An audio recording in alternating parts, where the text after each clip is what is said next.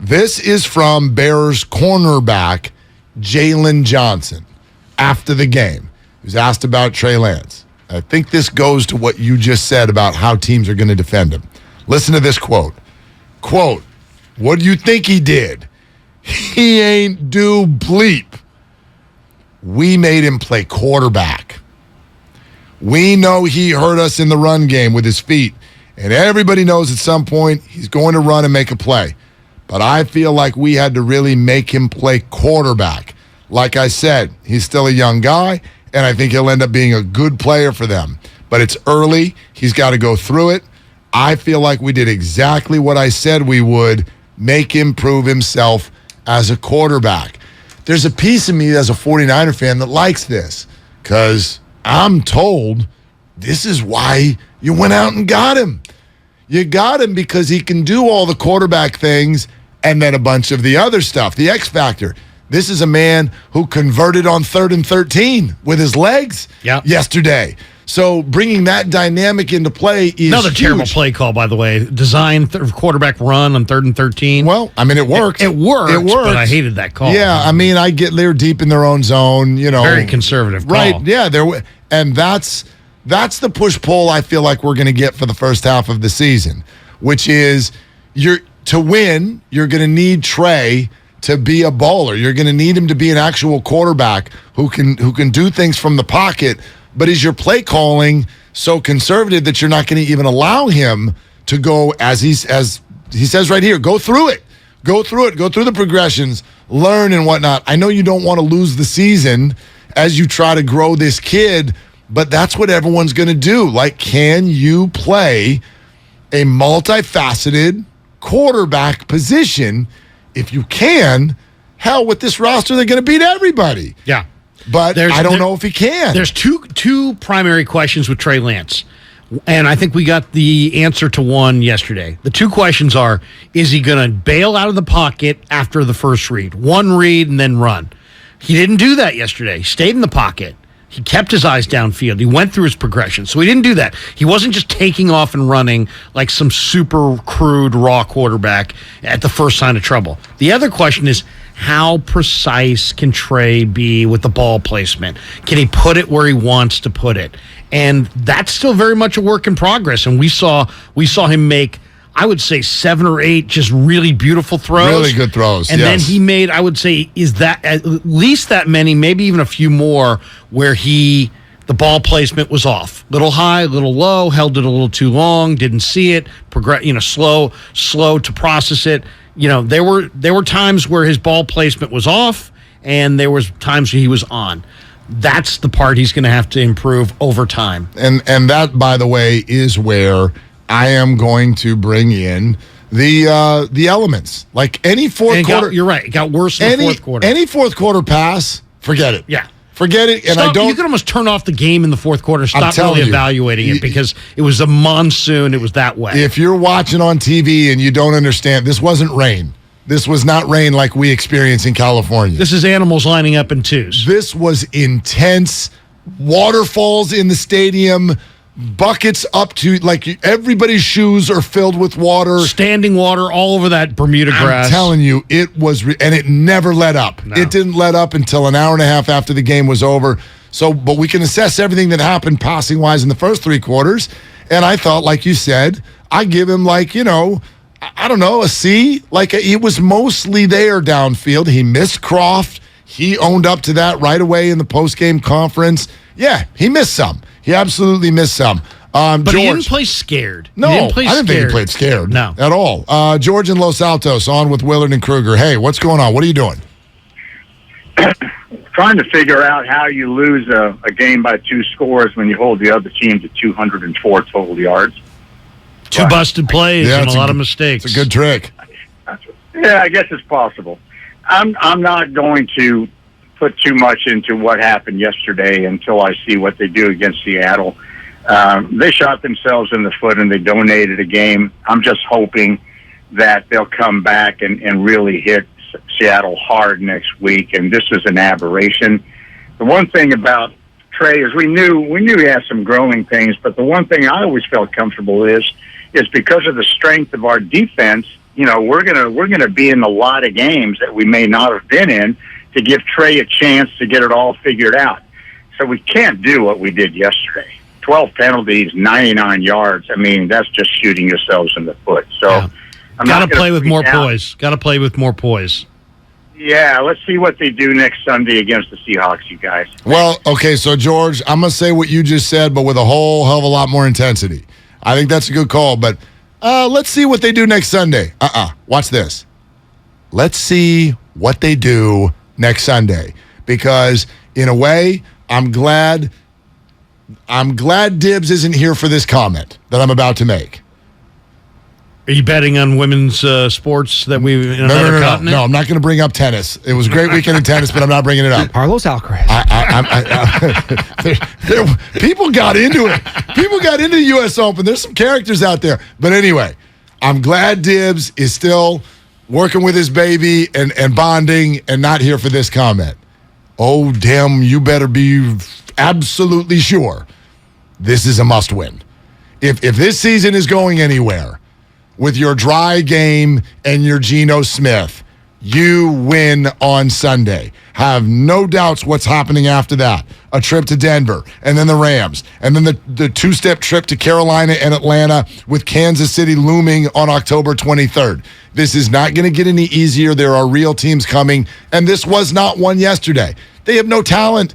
They have no talent at their skill positions. I mean, that's overstating it a little bit, but this is not a team roster-wise that can stay on the field with the 49ers, and they beat them by 9. So that stinks, and it's embarrassing. You cannot do it again at home on a dry field against Seattle. No. The 49ers have got to win this weekend. And not only that, I'll say it, I really think they have to go with TDP. I said it all summer, and now I'm already one game in. I'm going to disagree with myself, but I said they got a bunch of starting running backs. Jeff Wilson doesn't look like a starting running back. Jordan Mason, I think, has got some nice potential. I want to see Mason. I want to see him this weekend. I wanted to see Mason on the short yardage yesterday because he was up. Why not? But they didn't use him. But I'd like to see TDP next week against Seattle. I'd like to see him, Ty Davis-Price. I'd like to see more of him. He's got speed. He's got size. You're not going to have Mitchell. So he took a hit on his right knee. I think he's probably out for maybe a month. The pro football docs all over, that's a big thing now on social media and all of them and watching because there's a really good camera shot. You can go find it on social media if you want. It's a really good slow-mo. He took a helmet to his right knee and it kind of bent in a little bit. Real good slow-mo shot, and every doctor says this is a multi-week injury. So I agree. I do not think we're going to see Eli Mitchell in September. Yeah, give me TDP. Give me Ty Davis-Price. A full dose of him next week. I'd rather have him than Wilson based on what I saw in the preseason and based on what I saw yesterday. Give me whichever one's going to work. I don't maybe actually, both, but I want more TDP. I'm super intrigued by Jordan Mason. If TDP wants to go run for 90 yards, great. You do your thing. But yeah, I would love to see either of those rookies get some run this weekend against Seattle. Even if Jeff Wilson, and I'm sure he will, is going to have a role. But it does not need to be this like bell cow lead back thing that it was in the second half of this football game. I didn't really understand Mason not at least getting a couple carries just to see what that was going to look like in the game yesterday. So we'll see. I'm sure they'll have their plan. Paul in San Jose next up. Hey, Paul, you're on with Willard and Larry. What's going on and what are you doing? So first on the 49ers loss, the Bears are who we thought they were, and we let them off the hook. but are the 49ers who we thought they were is the question, Paul. Yeah. But secondly, I think more importantly, did you guys see the state of the NFC last week? Yesterday? I know it's only week 1, but my God. Packers, who's Aaron Rodgers throwing to? The Cowboys, done. The Rams, come on, they got smacked. I know it was a bad loss. It was inexcusable. But I'm not too worried because who are we competing against? Yeah, no, that's a great call. Tampa, Brady's looking older. I thought Brady looked really old last night. Did you? I mean, Tampa. I have him on my fantasy team. He looked pretty good. But now I see why you're mad. Tampa, they only give up 3 points. Like, this is a very good road Sunday night win for them. But Tampa's O-line is already banged up, and I don't know. I mean, Leonard Fournette. I don't know. I'm Leonard Fournette ran for like $150. I know in this it was game. a great game for Leonard Fournette, but I'm just saying, I think Tampa This is a not fantasy as good. take. This is a fantasy take. No, I'm rooting for Tom Brady, but to me he looks older. That's a great opener for them. I think Philadelphia had a nice opener. I know people barely beat Detroit. Detroit got a backdoor cover. Philadelphia won that game, and I don't think Detroit is that bad. I do think offensively they will make noise this year. So Arizona didn't look that great at home. 49ers know something about going to Detroit and giving up a backdoor cover, don't they? I mean, they did that just last year. So Philadelphia looked fine. But the overall point, you guys are absolutely right. I mean, maybe Minnesota is a thing this year.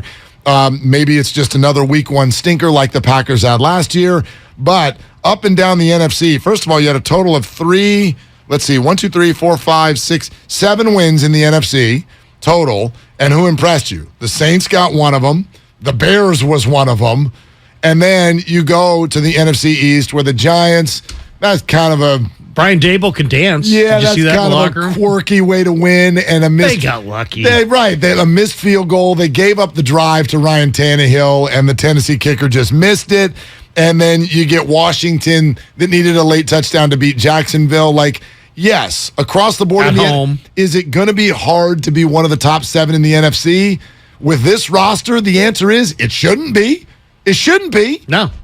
The 49ers are well positioned to go to the Super Bowl this year. They are well positioned. I mean, the conference is there for the plucking. It absolutely is. Totally. I mean, and then think about the teams that you thought would look okay that had really awful stuff happen week one. The 49ers are one of them, but so are the Rams, so are the Packers, and so are the Cowboys and the Cardinals. These are supposed to be among the 7 teams that go to the playoffs. Right. These are all playoff teams. All 5 of them had, on varying levels, disastrous openers, and it actually would put a couple of teams ahead of the 49ers in terms of how big the disaster was. The Cowboys, obviously, of any team in the NFL, had the worst week one you could have. And the Cardinals were food for Patrick Mahomes. Food. Patrick Mahomes did whatever he wanted. I thought Patrick Mahomes was going to backslide this year. Based on yesterday, not so much. I mean, Tyreek Hill did fine, and so did the Dolphins. Yeah, Dolphins look good. But the idea of the Chiefs looking woefully different because of Tyreek is 0-1. That take is not over yet, but that take is 0-1 for sure. You win some, you lose some. Yeah, exactly right. So, I mean, Chris Collinsworth, I'm told, made a point on the broadcast that I didn't hear because I was on a plane. Sounded horrible, by the way. Right, I heard his voice was really messed up, right? Well, shout out to people who don't have their full voice today. But anyway. They kept saying, by the way, he feels great. So do I. It's like, he sounds like ass, but he feels great. Sorry, I was on a late night flight and I was yelling at Bears fans for a good portion of the day yesterday. But it's almost like you have to say that, though. It's like you can't say I'm not feeling good. People say, just tell them to go home. Well, you got to say, I sound like ass, but I feel phenomenal. Well, that's a COVID thing. That's a COVID thing because if your voice is weird, and it happened in a game. What was the game last year? And I forget the announcer, Spadone, maybe you'll remember. Who was it who sounded really bad? And everyone's Jeff Van Gundy. Thank you. And they're like, oh my God, he's got COVID. Right. He's got COVID. And they're like, no, I feel great. I've never felt better. And the next day, they're like, Van Gundy's out for a week and a half. He's got COVID. It's like, oh my God, you're sitting there spitting in that microphone for an hour and a half. Everybody knew. But anyway, if he made a point, and I don't know if you want to call it the shorter preseason or whatever, but he's like, the way, it's not so much that you need more than 3 preseason games, but the way the NFL is approaching these preseason games, where your starting players are playing in very, very few snaps in all of these 3 games, and just the way it's being approached, he goes, look up and down the league. Who looks good? But forget who looks good. He's just like, no one's ready. Who looked in proper condition in the fourth quarter? I mean, these teams had 3 preseason games and then a 17-day break before the season. I don't know how many teams I can look at and say, "Oh, you looked good." Buffalo looked good. I'm gonna hesitate. I didn't really see much of this. Kansas City for sure. Chargers. I'm gonna give the Chargers. I thought they looked good. Baltimore, or was that just the Jets? No, that was the Jets. Okay, that was the Jets. Right. I thought that you could make the case that Minnesota. Yeah, Minnesota looked good. Is one of those teams, and even though you didn't like it because of your fantasy team, I'm gonna give it to Tampa. I think that's a good. You win by 16 on the road on Sunday Night Football. I'm gonna give you a nod. Okay. But outside of that, who looked ready to go? No, I mean, and I think here's what it comes down to. What would you trade? Would you rather be rusty in week 1, but have your full contingency of players there, or full contingent of players, I should say, or would you rather have lose 2 or 3 guys, but you're looking like you're in midseason form? I think most teams look at the Rams and they say, you know what, it's a copycat league. It was good enough for the Rams last year. They won the Super Bowl. Heck, we'll do it this year and see if it works. Now,